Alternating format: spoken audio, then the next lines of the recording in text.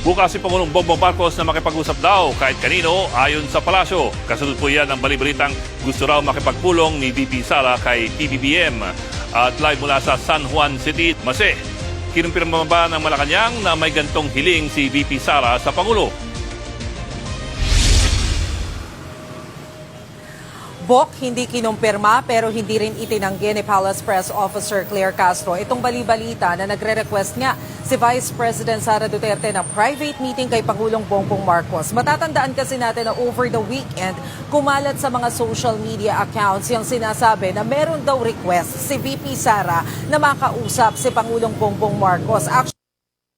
Spokesperson Harry Roque, ginawan pa nga yan ng collage yung mga naglagay ng post na ito at ipinost din niya sa kanyang Facebook account. Pero kanina, nang tanungin si Undersecretary Claire Castro kung totoo ba na meron niyang ganitong request, sabi niya wala raw natatanggap na ganitong impormasyon.